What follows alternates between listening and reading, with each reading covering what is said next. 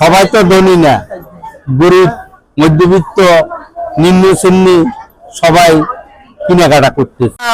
ছোট ফ্যামিলি বা অর্থনৈতিক ভাবে ছোট, তো এই হিসাবে আমি সামান্য কেনাকাটা করছি। মোটামুটি কেনাকাটা কিনে লাগানোর ভিতরে আছে।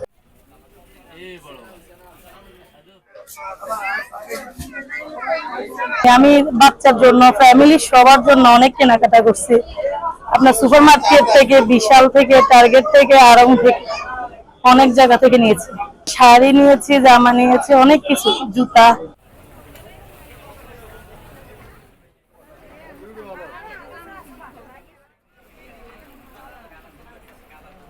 নোয়াখালী ধনী জেলা হিসেবে দাম কিছুটা তো স্বাভাবিক বাড়তি হবেই। শাশুড়ির জন্য কিনছি, জায়ের জন্য কিনছি, নিজের জন্য কিনছি। কসমেটিক্স আপাতত এখনো খুব একটা কেনা হয় নাই। দামটা মোটামুটি ভালোই, খারাপ না।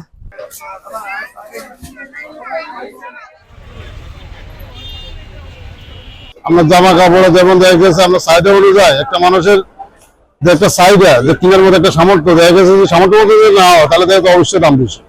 এর আগে একটা মার্কেট করছিলাম গত 4-5 দিন আগে, মোটামুটি পাঞ্জাবি বা লুঙ্গি আরো অনেক কিছু কিনছি, যাক মোটামুটি সেফ রেটে ছিল। এখন মানে লাস্ট বাজার হিসাবে একটু দাম বেশি।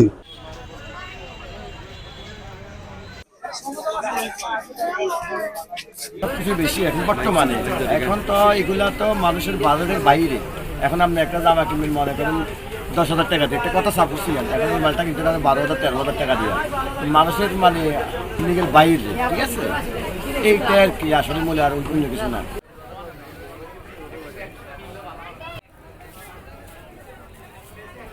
মেয়ে কিনছে হলো 3 পিস দুটো, তারপরে নাতিনের জন্য জামা কিনেছি, ছোট নাতিনের জন্য 2টা, বড় নাতিনের জন্য একটা। আরেকটা কিনতে ঘুরতেছি, একটা 2,000 টাকা দাম বলছি, দেয় নাই ওনারা। ওনাকে বলে কিনা কম, কিনা বেশি ওনাকে, তো ওনারা দেয় নাই ওইটা। তার আরেকটা কেনার জন্য ঘুরতেছি আর কি।